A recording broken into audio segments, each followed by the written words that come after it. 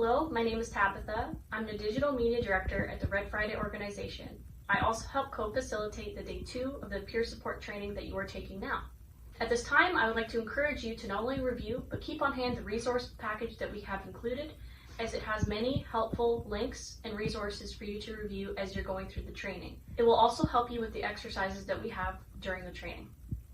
We hope you enjoy this peer support training, and if you have any questions, you can email us at info@redfriday.org or talk to us in person or virtually on day 2 of the training. Enjoy.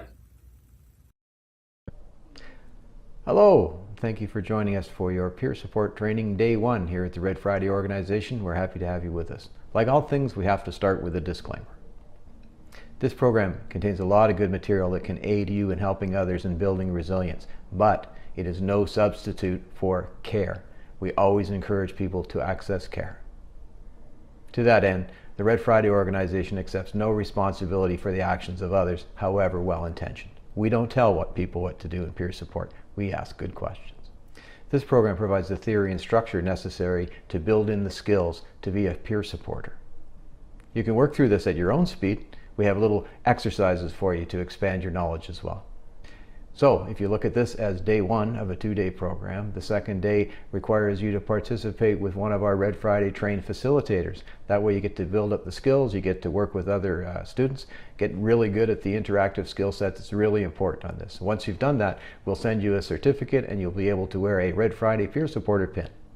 We assume by participating in this program, you're a member of the broader public safety sector. We applaud you for this, but if you are new to the helper role, we really encourage you to participate in our Building Resilience program.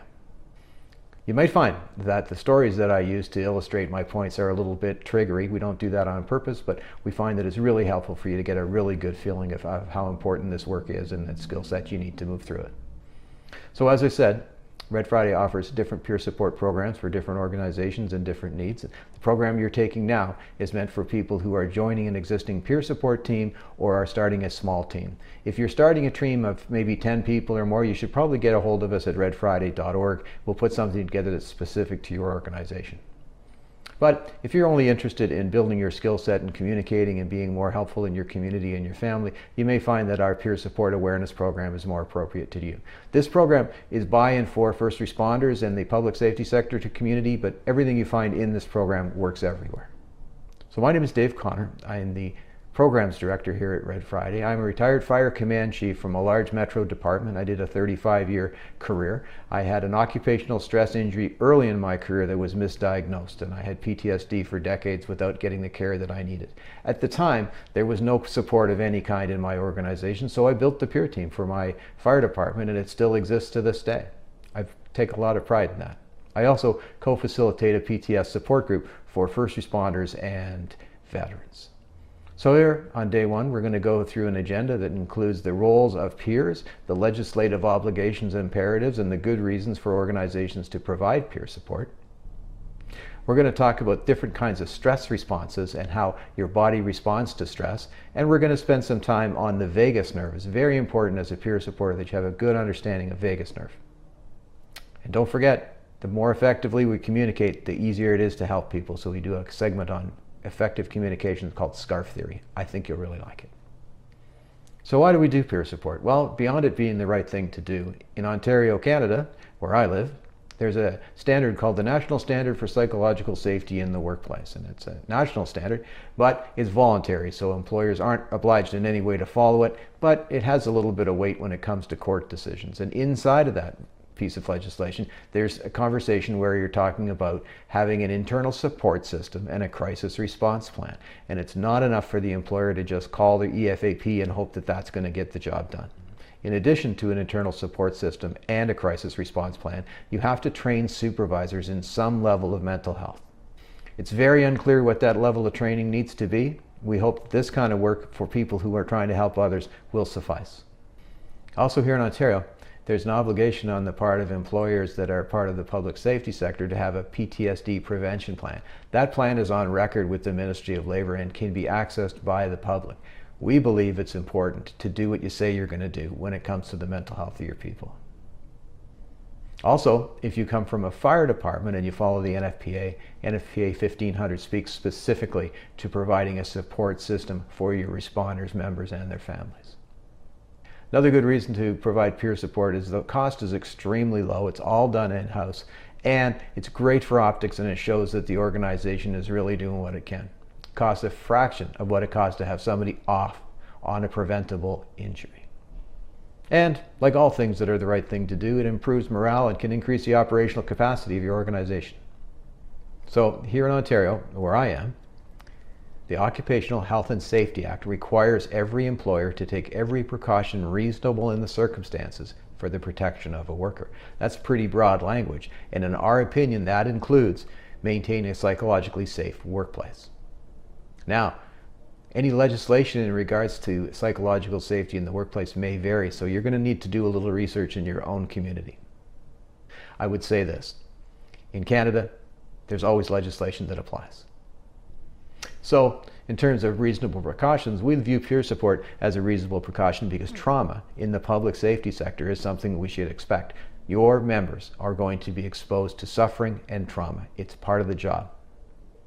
And outside of the first response part of the community, there's a lot of very, very stressful jobs that have people exposed to suffering all the time. Those people need a lot of help. So as you start building your team, you need to think about some of the roles that need to be looked after. You need somebody to liaise between the team and the management group. You should probably have someone liaise also with the bargaining unit if the association's involved. Ideally, a peer support system is part of your organizational wellness program, and that always has an association presence.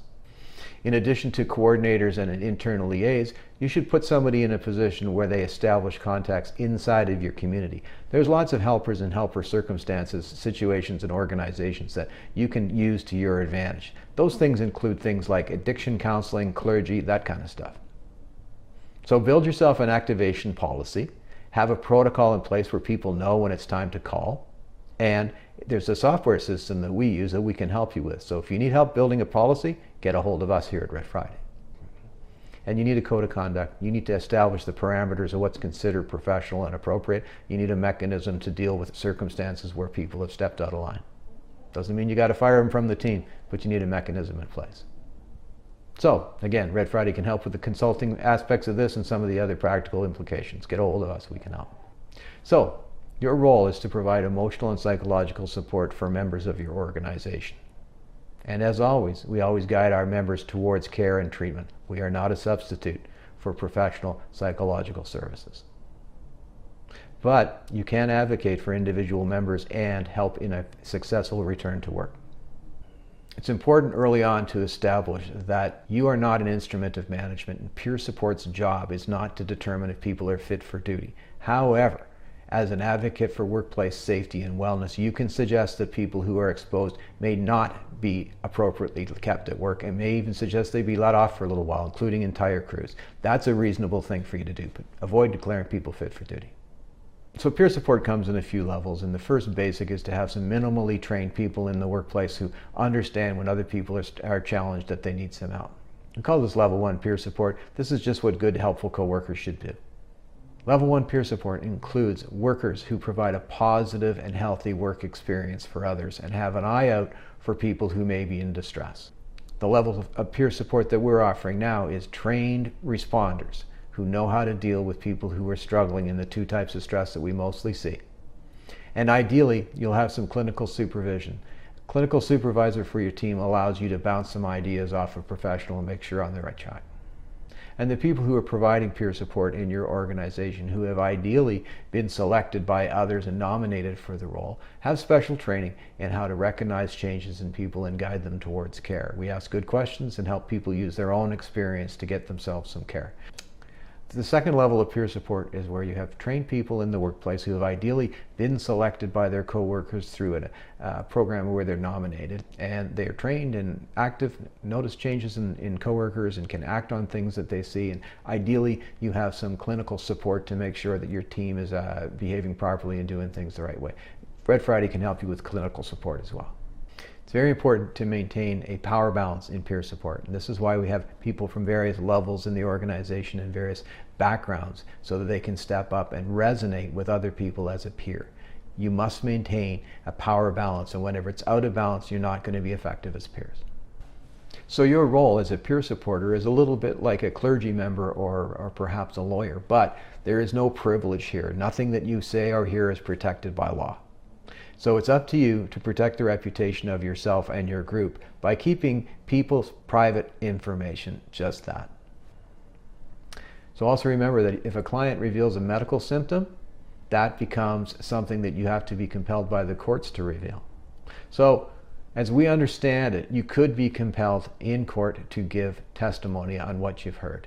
In my experience in peer support, people in law enforcement are very understanding about peer people being on scenes and don't even keep them in their notes as having been there because they have a system for their own selves as well. It works.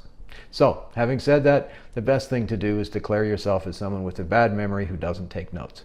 You should, however, track who has been spoken to and by whom so that you can continue to get your financial support that you need to keep your peer team running.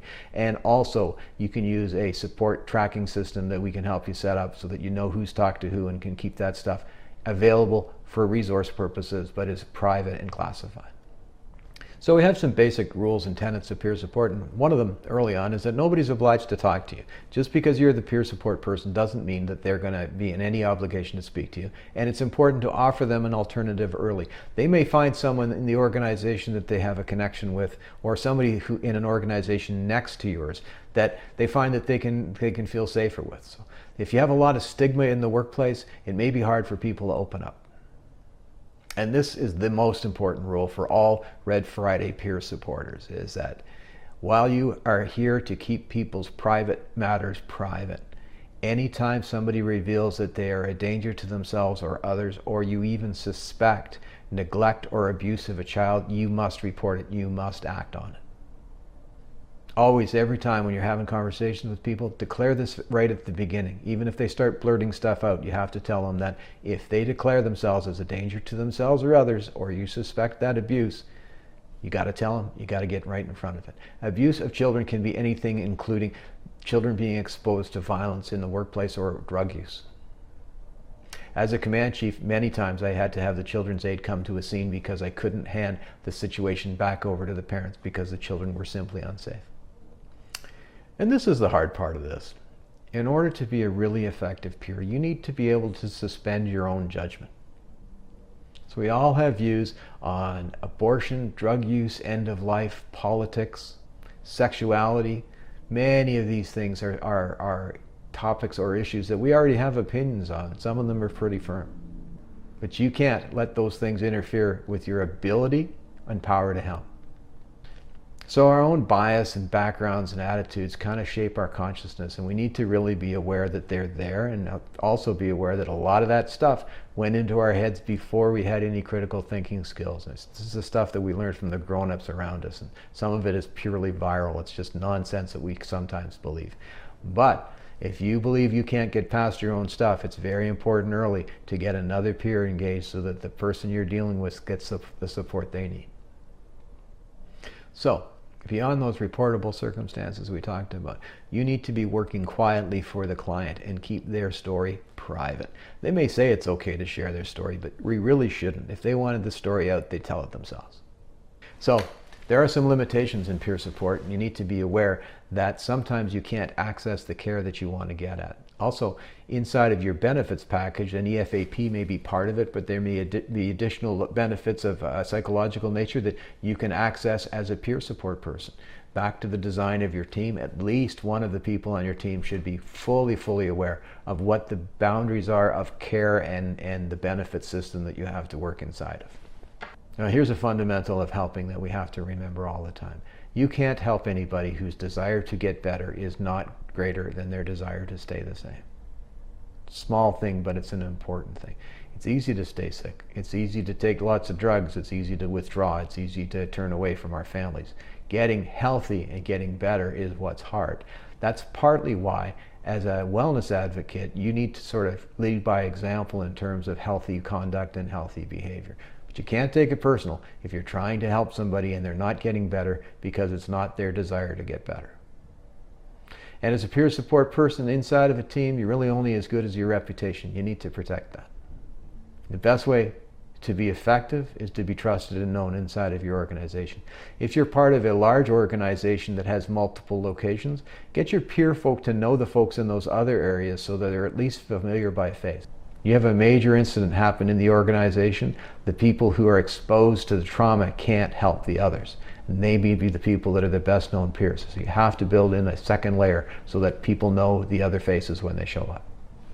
So this next piece on building and maintaining trust, it's also something that if you're in a supervisory role or in any kind of leadership development program, you should include some of this stuff in the way you're just conducting yourself. This next piece on building and maintaining trust is really important as a peer support person, but if you're in a leadership role or you're developing your leadership skills, include this kind of thinking in the way you communicate with others. The acronym is called BRAVING, and it comes to us from the lovely Brené Brown, and we use this material with her permission. B stands for boundaries. It's very important to have some boundaries as a peer support team and a peer support person.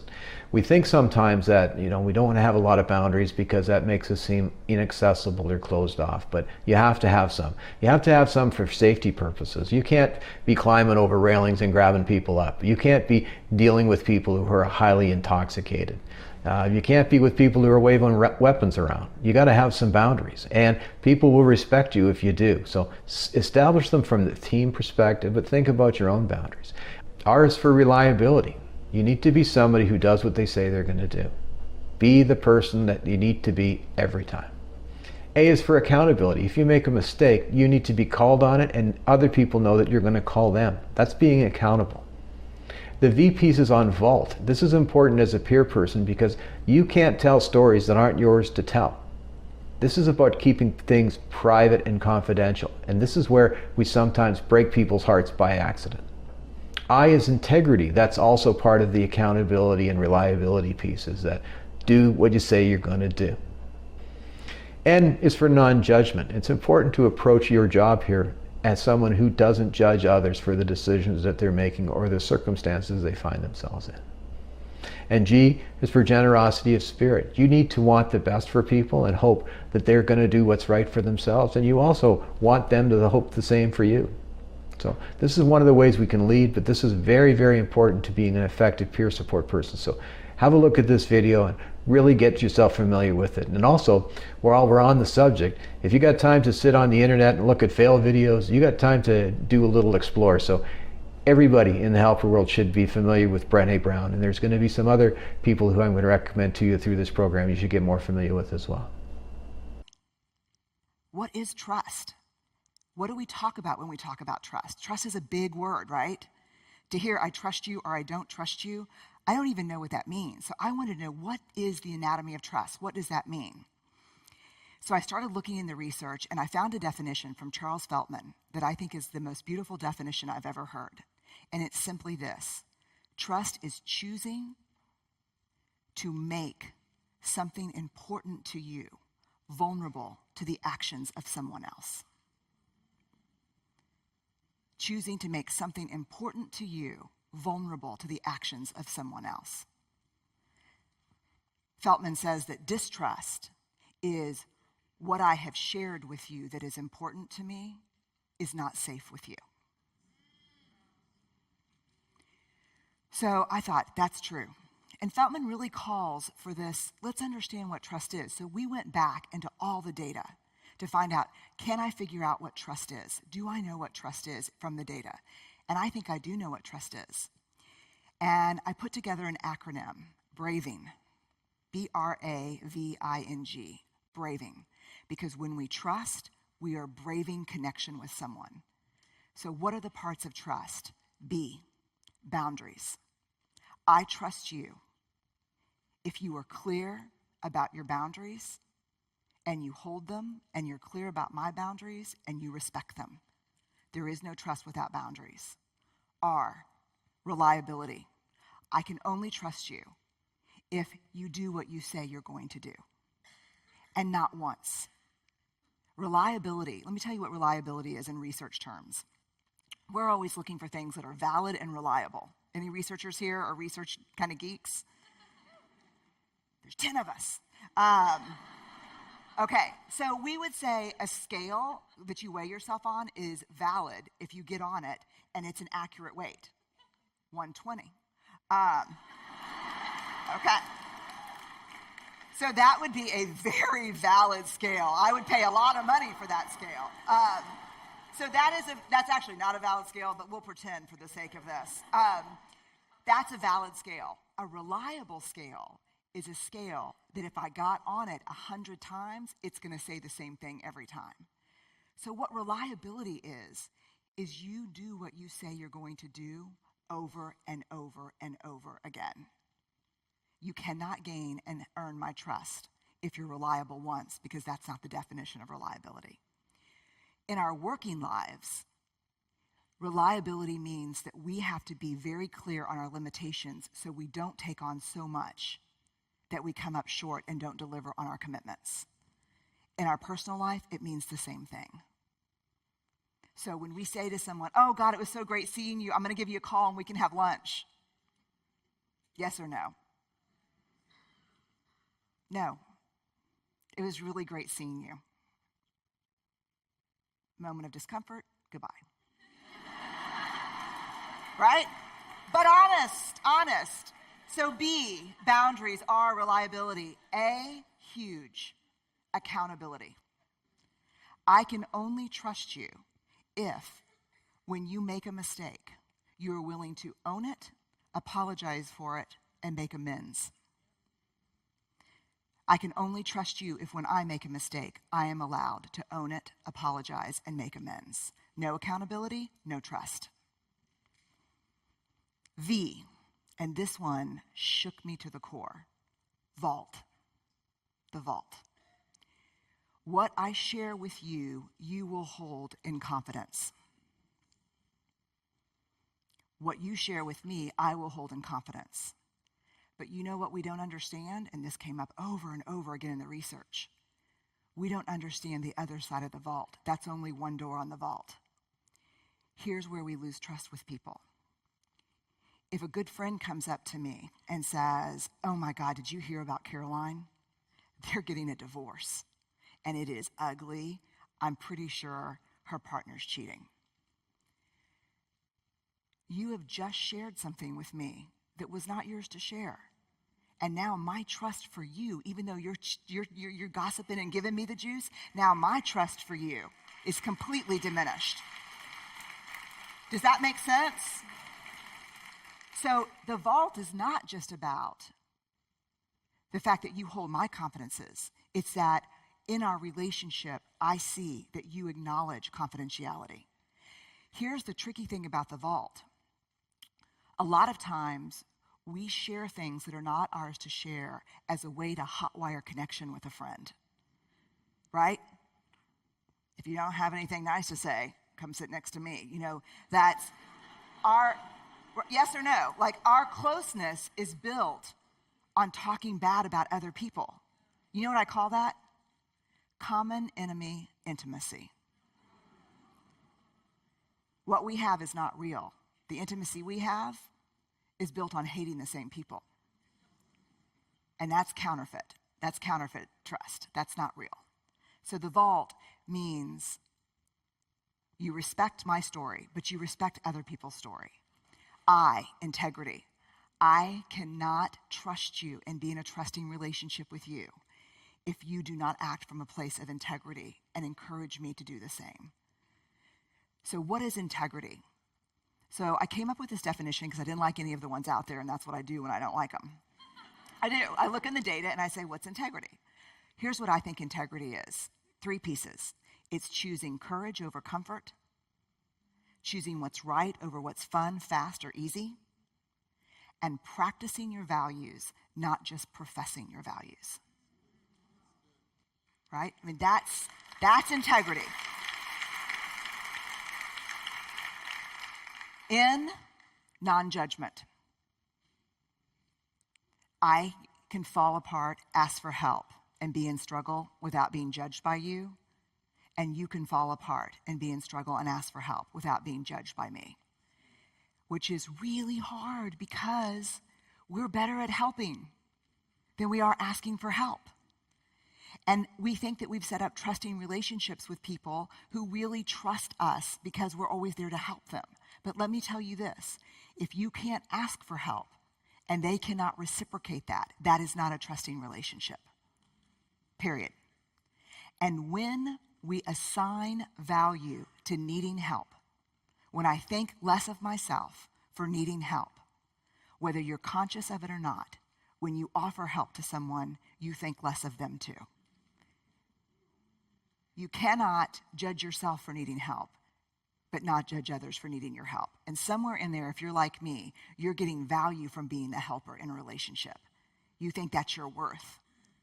But real trust doesn't exist unless help is reciprocal and non-judgment. The last one is G, generosity.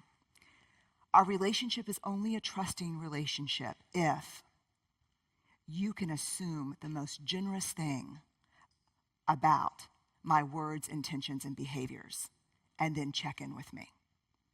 So if I screw up, say something, forget something, you will make a generous assumption and say, yesterday was my mom's 1-year anniversary of her death, and it was really tough for me, and I talked to you about it last month.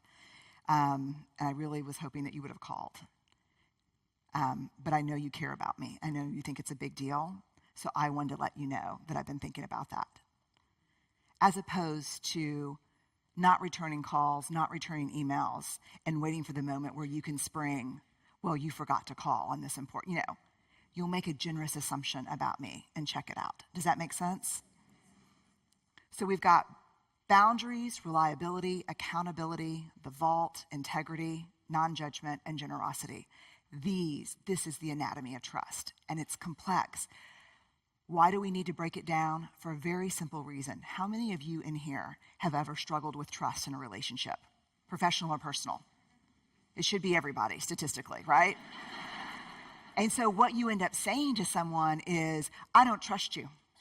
What do you mean you don't trust me? I love you. I'm so dependable. What do you mean you don't trust me? How do we talk about trust if we can't break it down? What understanding trust gives us is words to say, here's my struggle. You're not reliable with me.